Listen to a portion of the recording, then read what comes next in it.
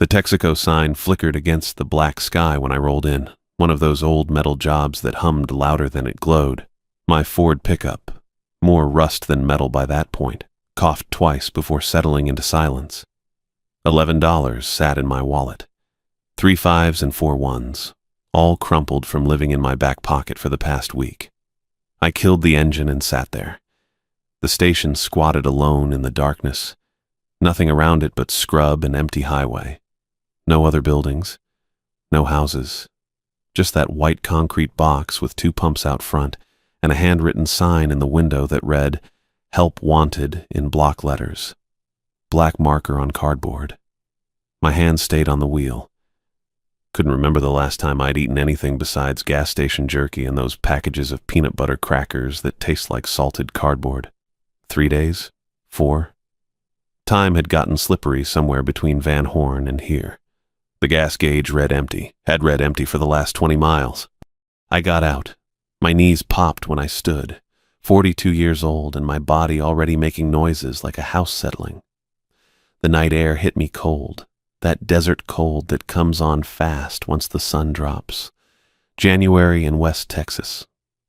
I'd left my jacket somewhere. Couldn't remember where. Boots scraped on concrete as I walked toward the door. Through the window, I could see fluorescent lights washing everything in that blue-white glow that makes people look dead. No customers inside. Just rows of shelves and a counter with a register. A woman stood behind that counter. She watched me come in without changing her expression. 60-something, maybe older. Hard to tell with desert people. The sun bakes age into them until they all look ancient. 5'3" at most, wiry build. Skin the color and texture of old leather left too long in a barn. Her hair was black streaked with gray, pulled back so tight it looked painful, dark eyes that didn't blink much. "Help you," she said, not a question. Sign in the window. You asking or telling? Asking. My voice came out rough. Hadn't talked to anyone in days. Job still open? She looked me over, took her time with it. Started at my boots, scuffed brown Carolinas with the left sole starting to separate, then up my jeans that hadn't been washed in 2 weeks, my flannel shirt with the oil stains on the sleeve from the last construction job, my face that I knew looked hollow and gray. "You running from something," she said. "No, ma'am." "Running to something, then." "No, ma'am." She nodded once. "That'll do. Name's Donna Jensen. Been managing this station since '87. The way she said it sounded practiced, like she'd told people that same fact 100 times and it meant something I didn't understand yet. "Mark Dennis." "You got references, Mark Dennis?" "No, ma'am." "Identification?" "Had a driver's license somewhere. Wallet, probably." "Yes, ma'am." "Don't need to see it." She reached under the counter and pulled out a key ring. 2 keys on it, both brass, both old. Overnight shift. 9 at night to 6 in the morning. 6 days a week. $150 cash per week, plus you can sleep in the back room. No benefits. No questions. $150. $25 a day. Less than $3 an hour for a 9-hour shift. I took the keys. Her eyes stayed on my face, waiting for something. A question maybe, or an objection to the pay. I didn't give her either. "You got a place to stay?" she asked. "Truck." "Back room's got a cot. Bathroom with a shower. Not much else, but it's warm." She gestured toward a door behind the counter. "Overnight customers can be particular. Follow the rules and you'll be fine." "What rules?" "I'll go over them tomorrow. First night, you just watch me. See how it's done." She glanced at the clock on the wall. One of those round industrial jobs with a white face and black numbers. 8:43. "You eatin'?" "Yes, ma'am." Lie came easy. Always did when it came to admitting I needed something. Donna's mouth twitched, not quite a smile. "Roller Grill's got hot dogs. Help yourself. On the house tonight." My stomach clenched at the mention of food. "Thank you." "Don't thank me yet." She moved out from behind the counter and I saw she wore cowboy boots, the worn kind with the heels ground down uneven, walked with a slight limp favoring her right leg. She went to the coffee station and poured herself a cup from a pot that looked like it had been sitting there since morning. Didn't offer me any. I stood there holding the keys. They felt heavier than they should have. "You know where you are?" Donna asked without turning around. "Texas. Marfa, or near enough. 23 miles east of town, 47 miles west of nothing." She took a sip of coffee. Didn't react to what must have been terrible coffee. "Get many folks passing through. Truckers mostly. Some tourists in the summer. Other things." "Other things?" "You'll see." The fluorescent lights hummed overhead. Steady buzz that got into your teeth. I'd worked under lights like that for 20 years on construction sites, trailers and night shifts and buildings going up in the dark. The sound used to fade into background noise after a while. Now it seemed loud. "You got family?" Donna asked. "No, ma'am." Another lie. Carol was still family, technically. Papers filed didn't mean papers signed. But Carol was in El Paso with her sister, and I was here, and the distance between those 2 points felt like more than 300 miles. Donna turned and looked at me again with those dark eyes that didn't blink. Good. Family complicates things. She walked past me toward the door, stopped with her hand on the glass. "Shift starts at 9. Don't leave the building between 9 and 6. Don't matter what you hear or what you see outside. You stay inside." Her voice hadn't changed. Same flat tone she'd used to tell me about the pay and the cot. "Someone comes in and asks for something we don't carry. You tell them we're out.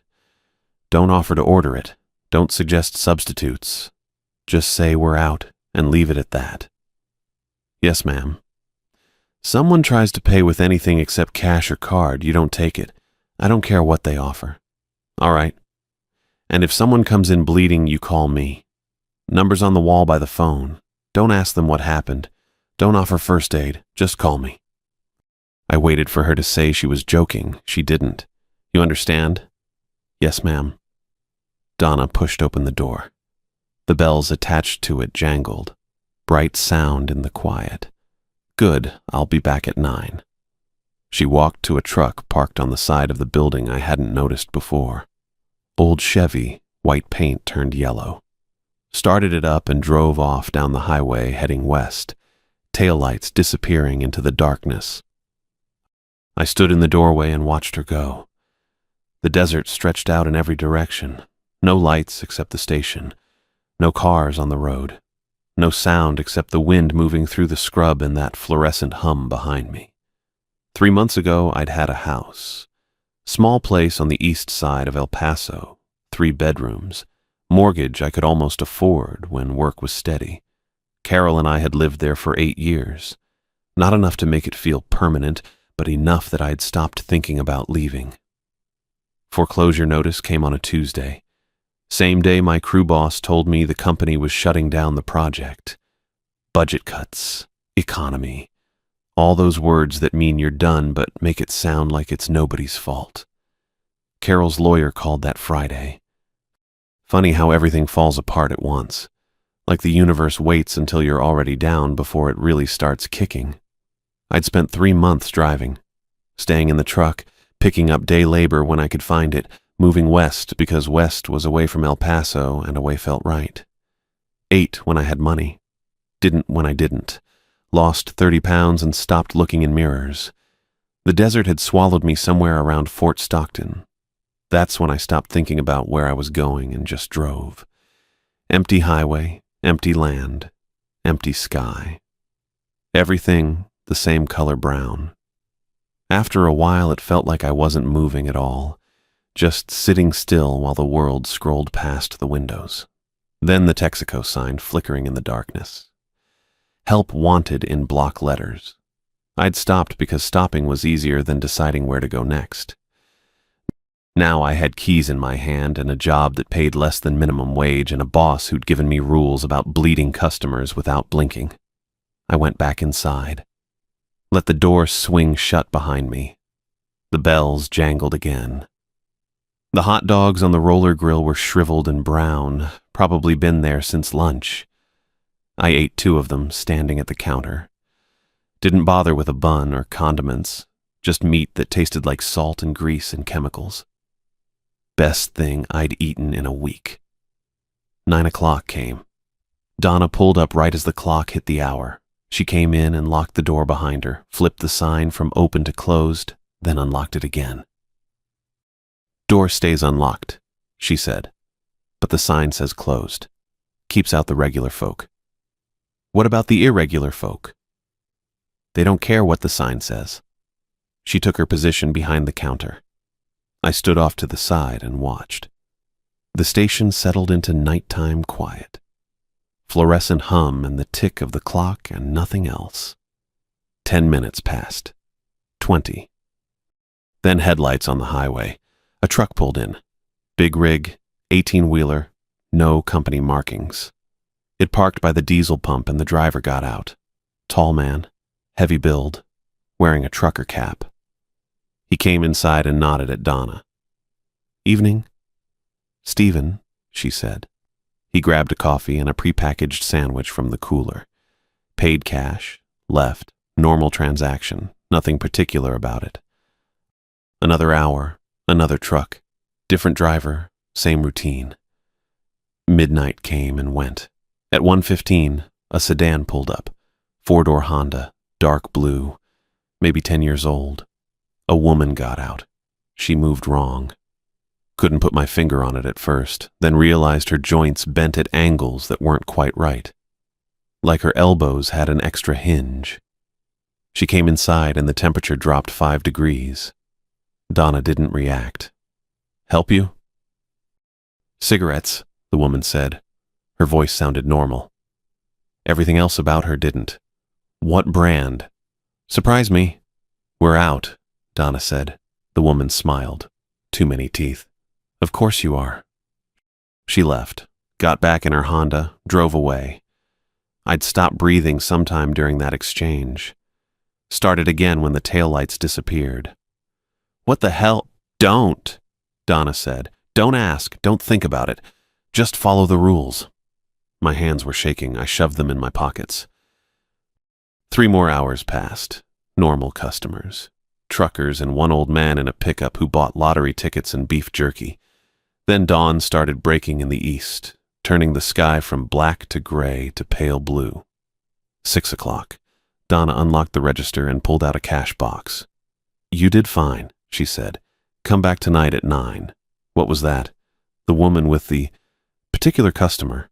She counted out bills without looking up. "You'll see more. Different ones. Just remember the rules and you'll be fine." "And if I don't?" Donna's hand stopped. She looked up at me with those dark eyes that had seen too much. Last man who worked here was named Gavin Reyes. He didn't follow the rules. We found pieces of him scattered across 3 counties. She went back to counting money. I stood there with the keys in my pocket and $11 in my wallet and no idea what I'd just agreed to. But I didn't leave. Didn't ask more questions. Didn't do anything except nod and say I'd be back at 9. Because I had nowhere else to go, and that made all the difference. The laminated card sat taped to the inside of the register drawer. I found it on my 11th night when the cash got stuck and I had to pull the whole thing out to shake loose a couple bills that had wedged themselves against the back corner. Just a rectangle of yellowed plastic about the size of a postcard. Someone had typed 7 rules on what looked like actual typewriter paper before sealing it up. The font had that uneven quality you get from keys striking through a ribbon. Some letters darker than others. The E sat slightly higher than the rest of the text. I read through them once, standing there with the drawer half open and $43 in small bills scattered across the counter. Rule 1. If a bride asks for gas, activate the pump she requests, regardless of what the cameras show. Rule 2. The man in the yellow rain slicker will ask for directions to Highway 90. Tell him you don't know. Do not look at his hands. It went on that way. Specific. Detailed. The kind of thing someone spent time on. My first thought was Gavin. The guy who'd worked here before me, the one Consuelo mentioned that first night.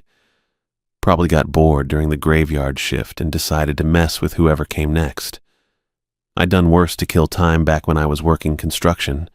We once convinced a new kid the site foreman was the governor's nephew and he had to call him Sir for 3 weeks straight before someone cracked. I taped the card back where I'd found it and finished counting out the drawer. Forgot about it within the hour. Should have paid more attention. The automatic doors slid open at 12:03. I knew the exact time because I'd just checked my phone. Still had 4.5 hours left on the shift. Still had half a thermos of coffee that had gone lukewarm. Still had nobody on the road outside except the occasional semi blowing past without stopping. The doors opened smooth and quiet. Didn't make the little chime they were supposed to make when the sensors caught movement. Just opened. She walked through wearing a wedding dress. Full thing, not some courthouse outfit or simple white number. This was the kind with layers. The skirt took up half the doorway, all that fabric bunched and flowing around her legs as she moved. Lace sleeves that went down to her wrists. A train that dragged behind her across the tile floor. The hem was stained dark and wet. Not mud, not dirt. Something thicker. It didn't flake or crack as she walked, just stayed wet, leaving a faint trail across the floor that glistened under the fluorescent lights. I stood behind the counter with my hand still on my phone. She stopped about 10 feet from the register. Didn't look around. Didn't seem surprised or lost or any of the things you'd expect from someone wandering into a gas station in the middle of nowhere wearing a wedding dress at midnight. "Pump 3, she said. Her voice sounded normal, flat maybe, tired. But nothing wrong with it. Nothing that would have made me nervous if I just heard it over the phone. "Sure," I said. "How much?" "Just turn it on." I glanced at the security monitors mounted above the cigarette display. 4 screens showing different angles of the lot. The pump sat there in grainy black and white, all of them empty. No cars, no movement. Nothing except the wind pushing a plastic bag across the concrete. Pump 3 showed the same as the others. Nobody standing there. Nobody waiting. I turned back to tell her the system must be glitching, that maybe she should pull her car around first, and then I'd... She was standing right there, right at the counter, inches away. I hadn't heard her move, hadn't seen her cross the space between where she'd been standing and where she was now. The dress didn't rustle. Her shoes, I couldn't even see her shoes under all that fabric, didn't make a sound. Close enough that I could smell her. Something sweet and rotten at the same time. Flowers left too long in a vase. The security mirror mounted on the wall behind me showed the empty store. The counter, the displays, the front doors standing open to the darkness outside. No woman in a wedding dress. No customer at all. My hand found the edge of the counter. Gripped it. The laminate felt solid and real under my palm, and I needed that because nothing else did. "Pump 3, she said again. The card. The thought hit me clean and sharp. That stupid laminated card taped inside the register drawer with its typewriter font and its 7 rules I'd dismissed as a prank. Rule 1. If a bride asks for gas, activate the pump she requests regardless of what the cameras show. My other hand moved without me telling it to. Reached under the counter, found the button for pump 3. The old manual override that Donna had shown me the first night. The one she said only worked when the computer system went down. I pressed it. My fingers shook. Actually shook, trembling against the plastic button hard enough that I had to push twice before it clicked. The woman smiled. Rows of teeth. Too many rows. They seemed to multiply as I watched, shifting and rearranging themselves behind her lips.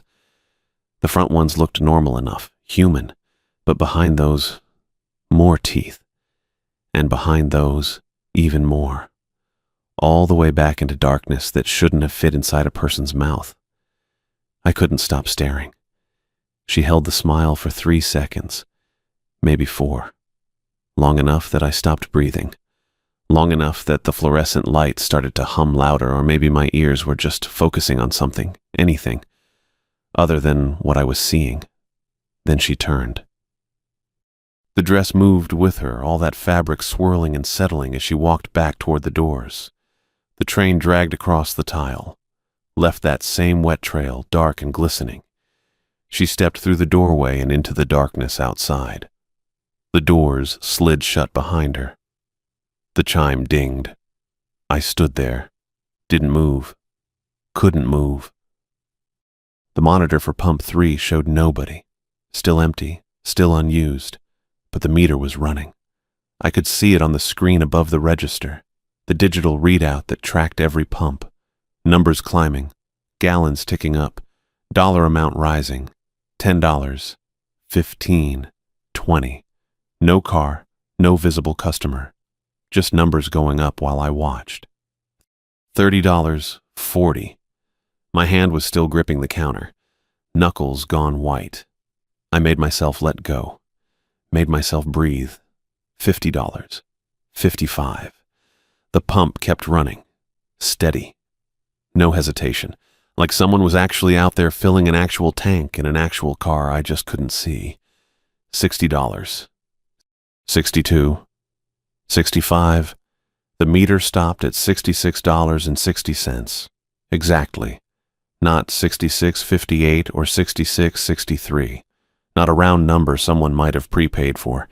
$66.60, precise and deliberate and wrong in a way that made my chest go tight.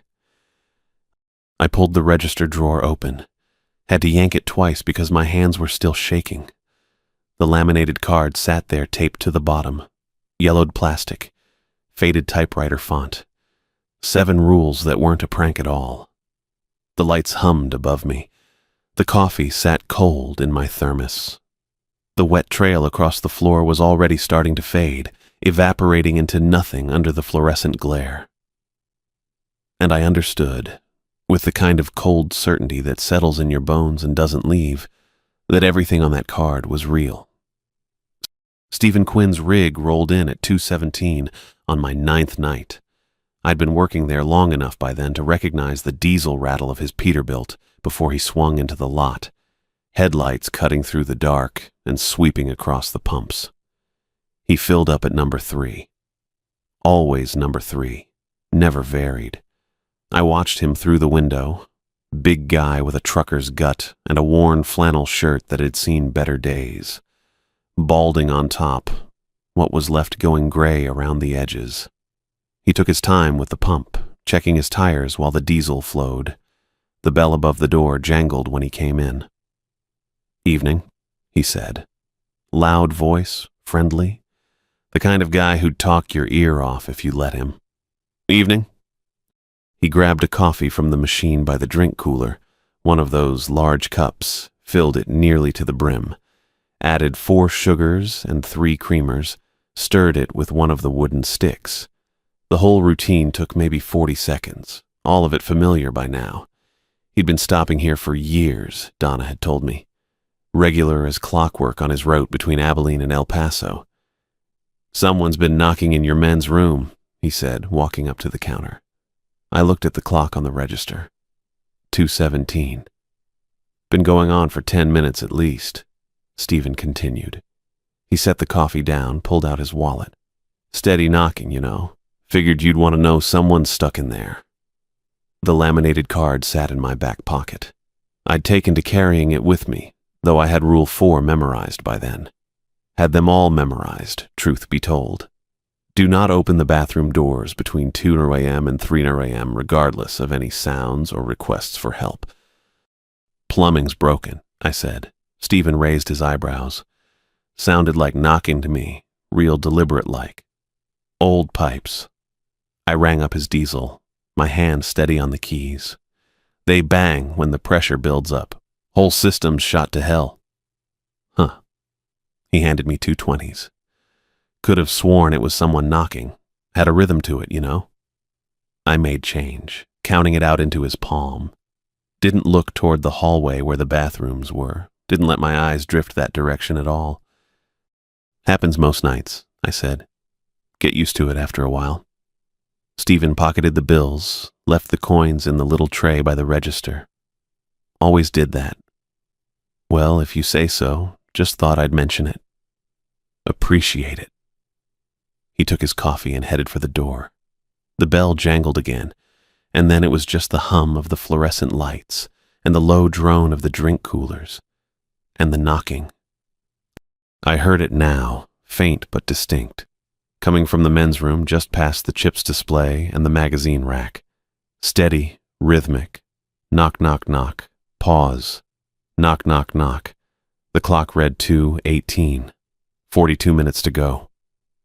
I tried to focus on the paperwork Donna had left for me. Inventory sheets, mostly. Counting cigarette cartons and logging them in the binder she kept under the register. My handwriting looked shaky on the page, numbers wobbling. Knock, knock, knock. It didn't sound anything like pipes. Stephen had been right about that. I set down my pen. My hands wanted to shake, but I kept them flat on the counter, pressing down until the formica felt solid and real under my palms. Rule 4 was clear. No exceptions, no qualifications. Just the instruction, plain and simple. Knock, knock, knock. Someone could actually be stuck in there, I thought. Could be a real person who'd locked themselves in somehow, who needed help. Could be... But I'd seen the smudge on the window, watched it fade into nothing, and I knew in the part of me that had stopped questioning things after Carol left, and the bank took the house and the jobs dried up, that the rules existed for a reason. Knock, knock, knock. 23 minutes now. The sound didn't waver, didn't change tempo. Just that same steady pattern, over and over. I picked up the pen again. Marlboro Reds, 14 cartons. Marlboro Lights, 11 cartons. My handwriting had steadied some, or maybe I just stopped caring what it looked like. Then the knocking changed. Not the rhythm. That stayed the same. But the intensity. Harder now. More insistent.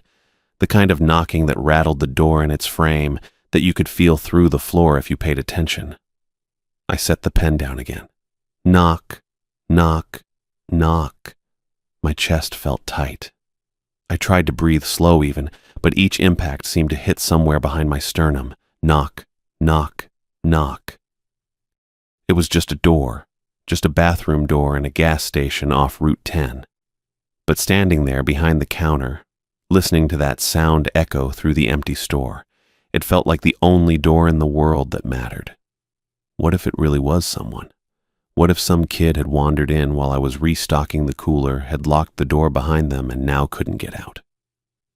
Knock, knock, knock. The rule didn't say why. Didn't explain. Just stated the restriction and left the rest to faith or fear or whatever kept you following instructions. I walked to the end of the counter, stood there looking down the short hallway toward the bathroom doors. Men's room on the left, women's on the right. The doors were identical. Both painted that industrial beige that every public bathroom seemed to use. Knock, knock, knock. My feet wanted to move forward. Every instinct I had, everything I'd been raised to believe about helping people who needed it, pushed me toward that door. I took one step. Knock, knock, knock. Then another.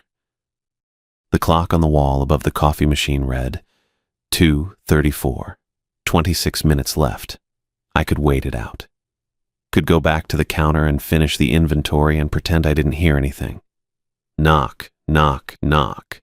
But what if the pounding intensified? Not knocking anymore, but full impacts, like someone throwing their whole body against the door. The sound crashed through the store, violent and desperate. Bang, bang, bang. I froze 3 steps from the hallway. Bang, bang, bang. The door shook visibly now. I could see it rattling on its hinges, the beige paint trembling with each impact. My resolve cracked with every hit, splintered.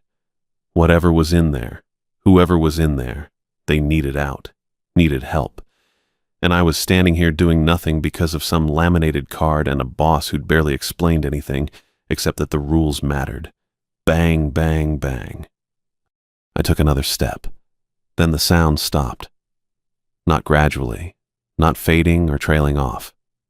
Just gone. Cut off mid-impact like someone had flipped a switch. The silence felt wrong, heavier than silence should be.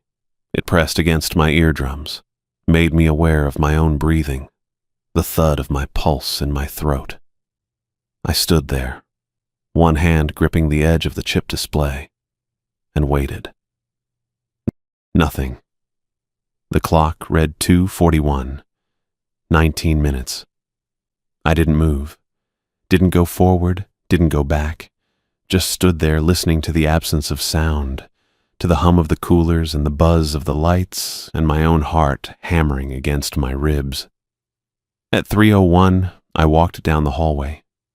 The men's room door sat quiet in its frame. No damage, no marks. I pushed it open, slow, half expecting something to lunge out at me. The bathroom was empty. One stall, one urinal, one sink. Fluorescent light flickering overhead, the kind that made your skin look gray. Tile floor cracked in the corners, grout gone dark with age. And in the sink, a shoe. Small, child-sized. Red canvas with white rubber trim and laces that had been tied in double knots. Water dripped from it, steady drops that pinged against the porcelain. The pooling liquid looked clear at first, but when I stepped closer I saw it had a tint to it. Faint pink, almost rust-colored. I leaned in. The smell hit me before I processed what I was seeing. Copper and salt. The sharp metallic tang of blood mixed with something else. Something organic and wrong. Like seawater, but deeper, darker. The shoe sat there dripping, and I understood, not through logic or reasoning, but through the same cold certainty that had settled into me when the smudge disappeared, that something had been in here, something that knocked and pounded and wanted me to open the door, something that had used a child's voice, maybe, or a child's fear, whatever worked to make me turn the handle. I stared at the shoe, at the water, not water, pooling in the sink basin, at the double-knotted laces. My hand started shaking. I backed out of the bathroom, let the door swing shut on its own. Walked back to the counter on legs that didn't feel quite steady. The inventory sheets still sat where I'd left them. Pen resting across the middle line, my handwriting visible in blue ink. Marlboro Reds, 14 cartons. I picked up the pen but couldn't make my hand work properly. The shaking had spread up my arms, into my shoulders. I set it down again. The shoe was still in there, still dripping. I wondered what would have happened if I'd opened the door. If I'd turned the handle at 2:35, at 2:40, at 2:59, would something have come out? Would I have been pulled in? Would there have been more than just a shoe left behind? My hands trembled against the counter, and I didn't try to stop them. Just stood there in the fluorescent glare and the humming silence, understanding that the rules weren't suggestions. They were the only things keeping me on the right side of that door. The clock read 3:33 when he walked in. I'd been staring at nothing in particular, just watching the empty lot through glass, streaked with bug guts and dust. Moonless night. The kind of dark that presses against the windows and makes the fluorescent lights inside feel like the only thing holding back the weight of it all. Didn't hear a car pull up. Didn't hear an engine or footsteps or the door chime. Just looked up and he was there standing on the other side of the counter in a black suit so clean it looked wrong. Like it had been pulled fresh from a package 5 seconds ago. Every crease sharp enough to draw blood. He smiled at me. My stomach went cold before my brain caught up to why. His arm moved, reaching up to adjust his collar or scratch his neck, some normal gesture, but the elbow bent backward. Not a little. Not the way a joint sometimes hyperextends if you're double-jointed. It folded the wrong direction entirely, hinging out at an angle that made my teeth clench and my throat tighten. The wrist followed, rotating in a slow circle that should have snapped bone. I looked down at the counter, forced my eyes to fix on the scratched laminate surface, on the faded lottery ticket display, on anything except the thing wearing that suit, Cigarettes, please. His voice sounded normal, pleasant even, the kind of tone you'd use ordering coffee. I reached for the Marlboros behind me, hand already moving, muscle memory from 2 weeks of selling the same brands to the same truckers. Fingers nearly touched the carton before Rule 6 slammed into my head with the force of a physical blow. Never sell tobacco products between 3 and 4 a.m. regardless of how the customer asks. My hand stopped, hung there in empty air for a second that stretched too long. Sorry. The word came out steady. Don't know how. We're out. The smile widened. It kept widening past where a normal mouth would stop, stretching toward his ears in a slow crawl that pulled his face into something that wasn't a face anymore. Just skin and teeth arranged in the rough shape of human features. Are you absolutely certain? The lights flickered. Not the gentle dimming I'd seen before. This was violent, rapid strobing that turned the store into snapshots of darkness and harsh white glare. On, off, on, off. My shadow jerked across the wall behind me in spastic movements. Every instinct I had screamed to change my answer, to give him whatever he wanted and make him leave. I gripped the edge of the counter, felt the laminate dig into my palms. Yeah, my voice didn't shake. Small miracle. No tobacco in stock. His head tilted. The movement was smooth but wrong, rotating just a few degrees further than necks are meant to turn. Those 2 wide eyes stayed locked on mine, unblinking, reflecting the strobing lights in a way that made them look flat and depthless. I see. The lights went insane. Flickering so fast, the whole store turned into a strobe effect, everything reduced to frozen moments of illumination separated by black gaps. In one flash, he stood at the counter. In the next, his hand had moved to rest on the surface. In the next, his fingers had elongated, stretched into something with too many knuckles. I didn't look away, didn't blink, just kept my eyes on his and repeated myself, "We don't have any." His form stuttered. That's the only word for it. Like watching a video buffer, his whole body skipping frames. He stood upright, then hunched forward, then upright again without any movement between the positions. The black suit flickered at the edges, going translucent for a fraction of a second before snapping back to solid. Then he was gone. Not walking away, not moving toward the door. Just absent. The space where he'd stood was empty, and the lights stopped their seizure, settling back into their normal fluorescent hum. I stood there for a long time, breathing, listening to my pulse hammer in my ears. The clock read 3:34. Took me 2 hours to check the security footage. Had to wait until my hands stopped shaking enough to work the computer in the back office. And even then I fumbled through Donna's instructions, written on a grease-stained notepad taped to the monitor, 3 times before I got it right. Found the timestamp, 3:33 a.m. The footage showed him standing at the counter, motionless, perfectly still in that black suit with his hands resting on the laminate, head tilted at that wrong angle. I wasn't in frame. The camera covered the register area, but not the space behind it where I'd been standing. He didn't move. Not once. Just stood there frozen while the timestamp ticked forward. 3:34, 3:35, 3:40. At 4:20 exactly, he ceased to exist. One frame he was there, the next showed empty air. 47 minutes.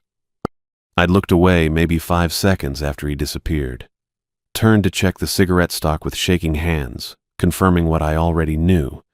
3 cartons of Marlboros sat on the shelf, plus 2 of Camels and 1 of American Spirits. 5 seconds in my time, 47 minutes on the recording. Donna came by during my 3rd week.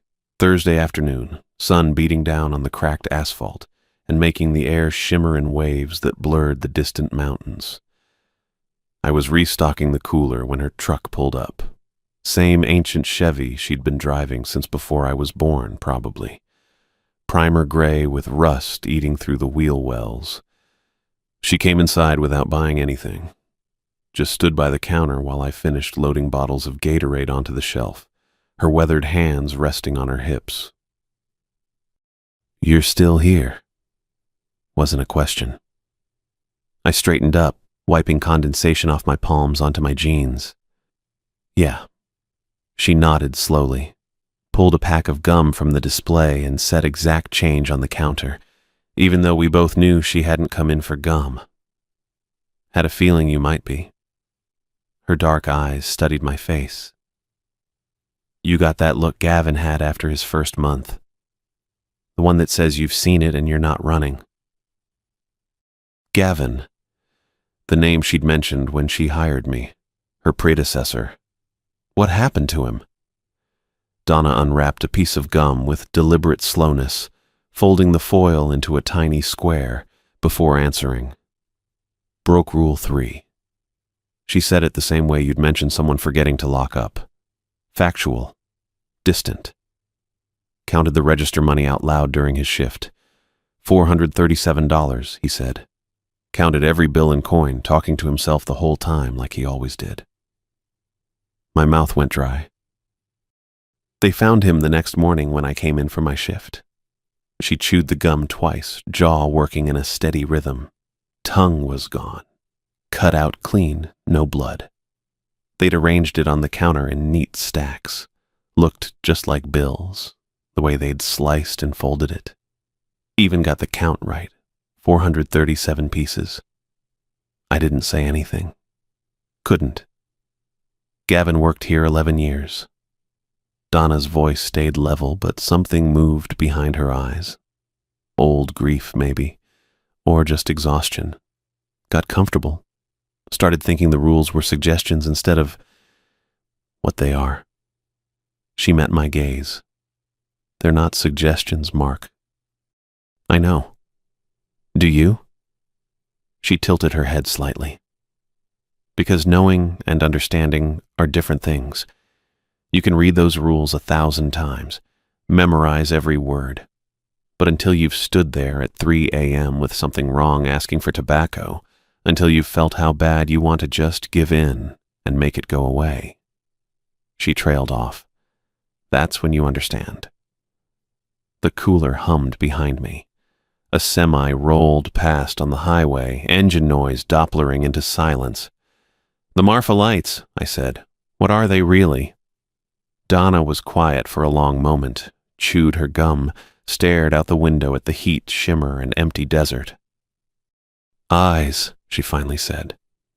"Watching from out there in the dark. Been watching long before this station got built. Long before the highway. Long before any of us." She turned back to me. "The rules aren't about the station, Mark. They're about keeping those eyes looking somewhere else. About not drawing attention to yourself when you're the only light for 60 miles. She headed for the door. "You did good," she said without looking back. "With the cigarettes. Gavin would have caved." The door chimed as she pushed it open. "But don't get comfortable. That's what killed him in the end." Then she was gone, truck kicking up dust as she pulled back onto the empty highway. I stood there in the fluorescent hum and the cooler's rattle, understanding settling into my bones with cold certainty. The rules weren't protection, they were camouflage. And out there in the desert, under skies so big and black they swallowed everything, those lights that everyone called atmospheric phenomena were still watching, waiting for someone to slip, waiting for the dark to notice them. 29 nights. I'd made it through 29 nights without screwing up. 29 shifts of watching the dark and following those rules on the laminated card, keeping my head down and my hands clean. I'd turned away the bride and her impossible dress. I'd mopped blood from the bathroom floor without asking questions. I'd stood my ground when the man in the charcoal suit tried to buy things that didn't exist. 29 nights, and I thought I'd figured it out. The exhaustion had been building for days. Not the normal kind you shake off with coffee and determination, the kind that settles into your bones and makes your thoughts move through mud. I'd been sleeping in the truck most days, parked behind the station where the sun turned the cab into an oven by noon. 4, maybe 5 hours at a stretch before the heat or the dreams woke me up. Then I'd lie there staring at the truck's stained ceiling, counting hours until my next shift started. Should have known better. Should have recognized the signs. The clock read 1:47 when she walked in. Little girl, maybe 7 or 8 years old. Yellow sundress, the kind with white flowers embroidered along the hem. Clean white sneakers that squeaked against the tile floor. Dark hair pulled back in a ponytail tied with a yellow ribbon that matched the dress exactly. She looked normal. That was the problem. After weeks of watching impossible things drift through that station, normal felt safe. Normal felt like relief. A kid in a yellow dress didn't register as danger. Not the way the bride had. Not the way that suited man's too perfect smile had made my skin crawl. Just looked like someone's daughter who'd gotten separated from her parents. Maybe wandered away from a car while they were filling up, except there weren't any cars in the lot. Maybe walked from somewhere down the highway, except the nearest houses were miles away and it was almost 2 a.m. I didn't think about those things. Too tired to think, too worn down to question. She walked up to the counter with small, careful steps.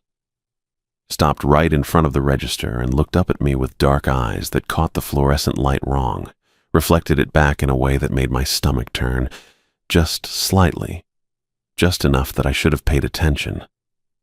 "Excuse me, mister." Her voice was soft, polite, the kind of careful politeness kids use with adults they don't know.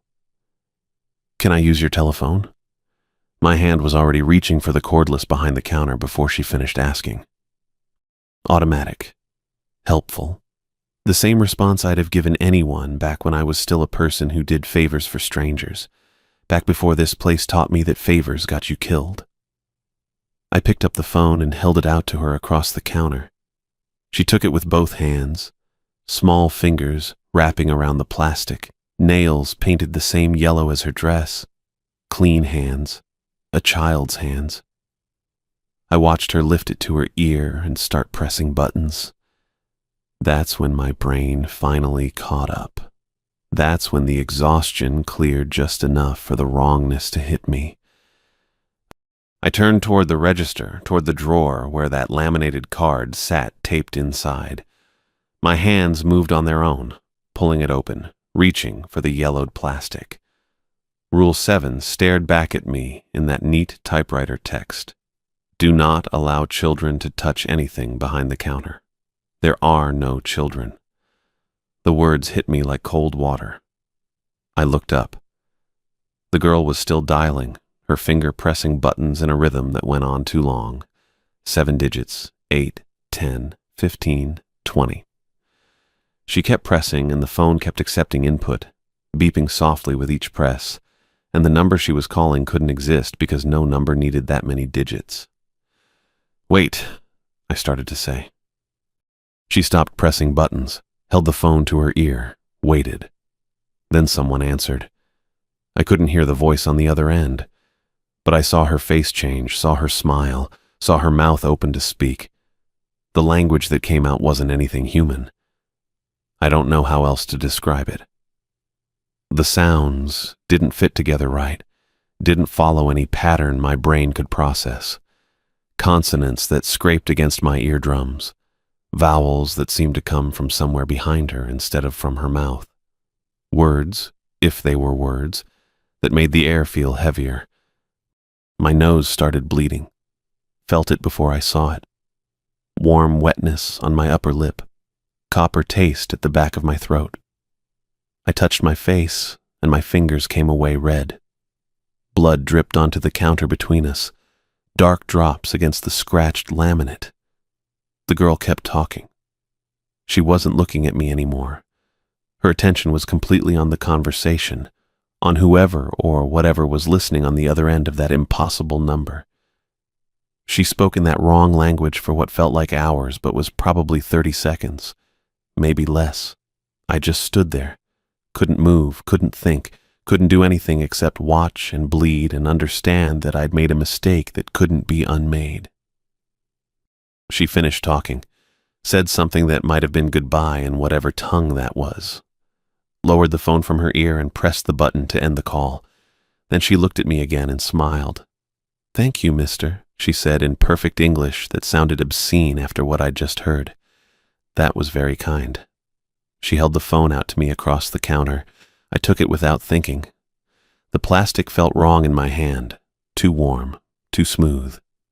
I looked down and saw the fingerprints burned into it, 5 perfect prints on each side where she'd held it. Not dirty, not smudged, burned, the plastic blackened and scorched like she'd held a branding iron instead of a telephone. The marks went deep, permanent. "You invited us inside," the girl said. Her voice was still soft, still polite. But something else lived underneath it now, something old and patient. "When you gave me what I asked for, when you let me touch what belongs to this place." My mouth was too dry to answer. "The station will keep you now," she continued. "You're part of it, like the others before you." She turned and walked toward the door with those same small, careful steps. Yellow dress swishing around her knees, white sneakers squeaking against the tile. I wanted to say something, wanted to stop her, ask her what she meant, beg her to take it back. But she was already gone.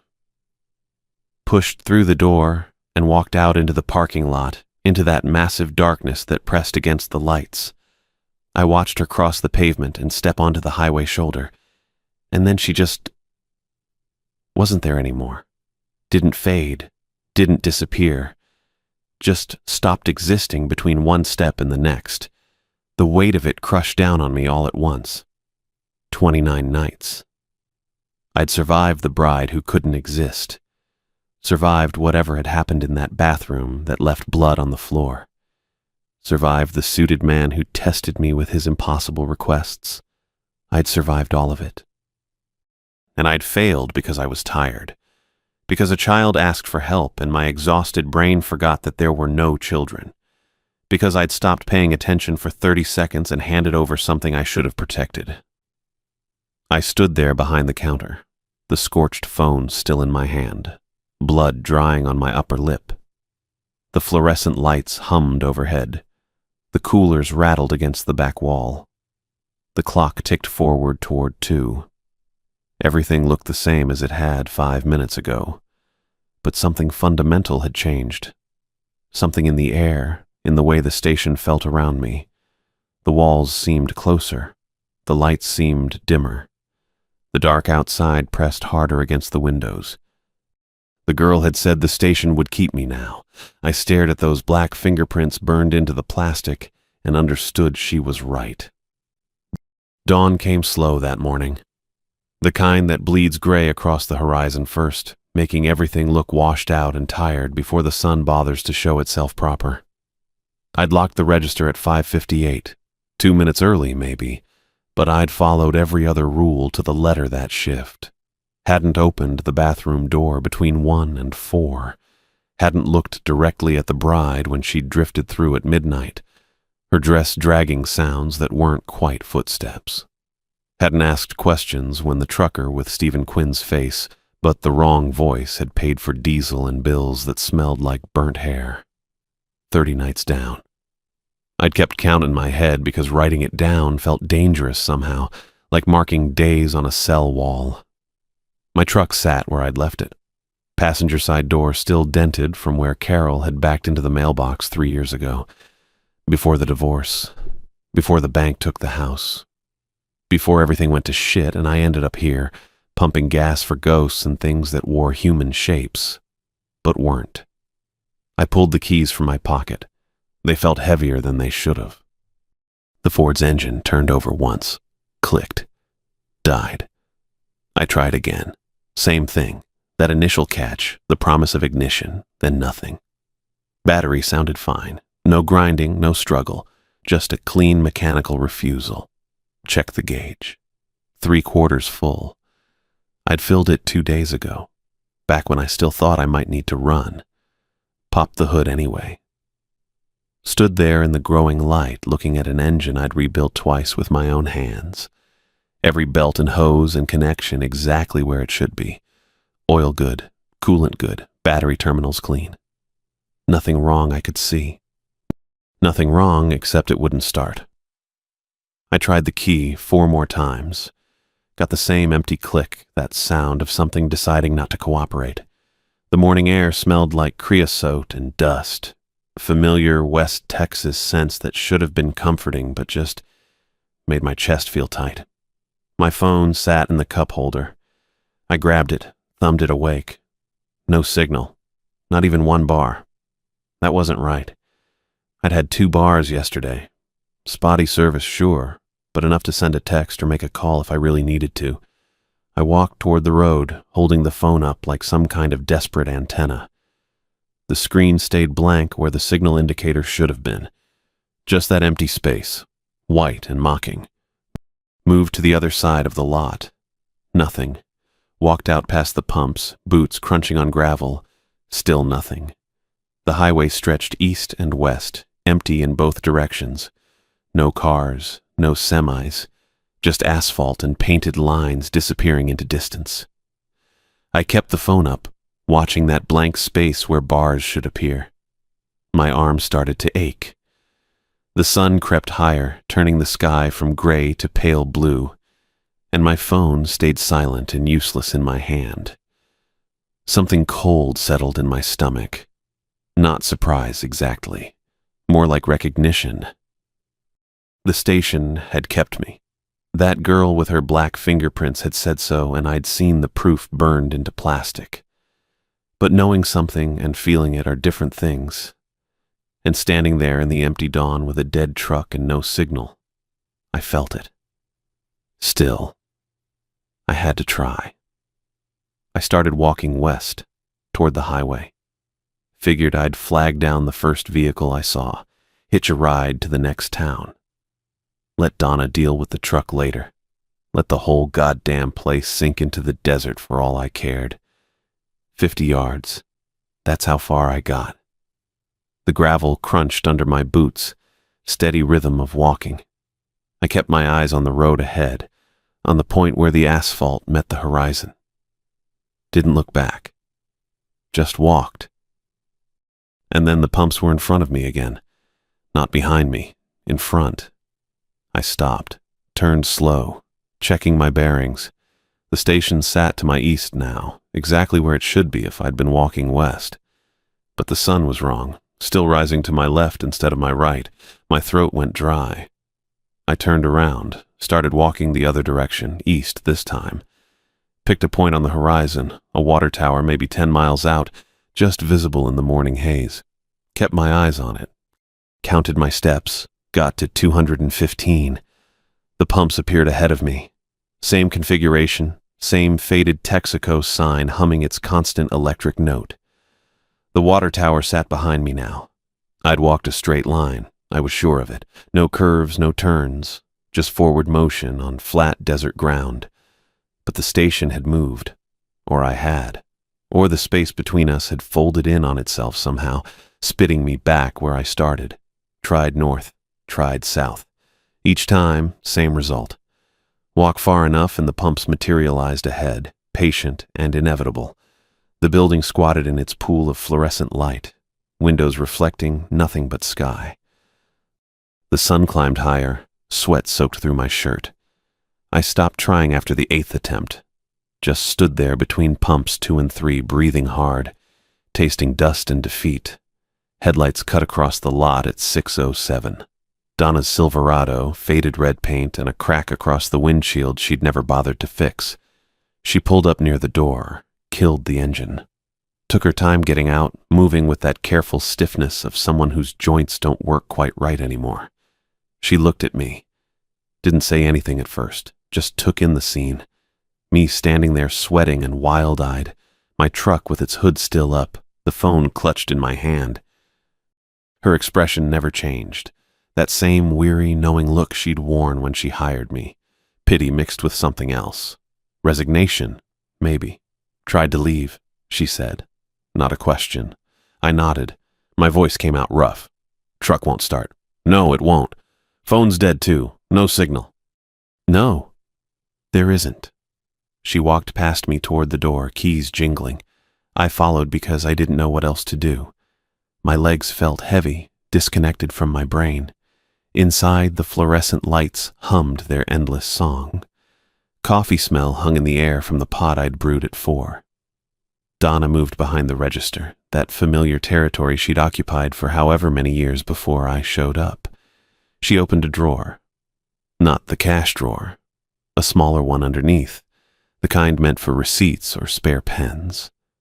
Her weathered hands pulled out a photograph, old-fashioned kind with the white border, colors faded to that particular hue of aged film. She set it on the counter between us. I looked down. The man in the photo stood in front of the station. Same pumps, though the paint looked fresher. Same building, same sign. He wore different clothes, slacks and a tucked-in shirt, styled hair. But his face, Jesus Christ, his face. My eyes, my nose, the same hollow cheeks, same line of jaw. Not similar, identical. I picked up the photograph with shaking hands, turned it over. Someone had written on the back in faded ink, Gavin Reyes, 1952. Previous night attendant, Donna said. Her voice carried that same flat certainty she used for everything. Worked here 31 years. The numbers didn't make sense. I did the math anyway, automatic. That'd make it 1983 when he left. When you arrived, she corrected. Same day, same hour. I stared at her. I started working here 3 weeks ago. She didn't argue. Just stood there with those dark eyes that had seen too much, watching me work through it. The station needs a night attendant, she said. Always has, always will. When one leaves, another arrives. Has to. Can't sit empty after dark. My hands had gone numb. The photograph slipped from my fingers, landed face up on the counter. Gavin Reyes looked up at nothing, frozen in 1952, wearing my face. 31 years, I said. For him. Could be different for you, could be more, could be less. She pulled the photo back, returned it to its drawer. Depends on how well you follow the rules. And if I don't? You've seen what happens to people who don't. I had. Blood on the bathroom floor, screaming from the storage room, that thing that had worn Stephen Quinn's shape but had too many teeth when it smiled. The station collected debts. I'd understood that from the beginning, from the moment I saw those rules taped inside the register drawer, but I'd thought I was just working here. Thought I could save enough to move on, find something better. Thought I had a choice. Can't leave, I said. Not a question anymore. No. Can't call anyone. No. Just work. Every night. Forever. Donna's expression softened just slightly. Not much. Just enough that I could see the pity wasn't new. She'd felt it before, for whoever came before Gavin and whoever came before them. Some debts can't be paid with money, she said. You came here with nothing. Station gave you work, gave you shelter, gave you purpose.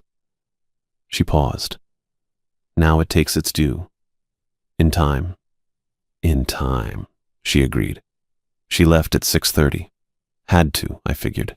Whatever rules bound her to daylight were just as inflexible as the ones that bound me to darkness. I worked that night, and the next, and the one after that. The brides still come at midnight. 3 of them now, sometimes 4, drifting through in their impossible dresses that trail sounds instead of fabric. I don't look at them directly, don't acknowledge them. Just stand behind the register and let them pass. The bathroom still knocks between 1 and 4, that same patient rhythm, 3 beats and a pause. I don't answer. Don't even walk down that hallway anymore unless I have to. The lights still watch from the desert. Some nights they're distant, just pinpricks on the horizon. Other nights they press close, hovering just beyond the lot's edge, casting shadows that move wrong. I follow every rule, Don't deviate. Don't improvise. Don't test the boundaries. Because I've seen what happens when you do. Time moves strange here. The clock on the wall still ticks, still marks hours and minutes in its mechanical way, but they don't feel connected to anything anymore. Days blur together. Nights stretch and compress. I don't know how long I've been here. Could be months. Could be years. I tried counting at first, marking shifts in my head, but the numbers slipped away. Too many nights identical to the ones before. Too many dawns that look the same. Donna still comes at 6. She never looks older, never looks younger. Just arrives with the sun and leaves before it sets, maintaining whatever daytime operations keep the station running.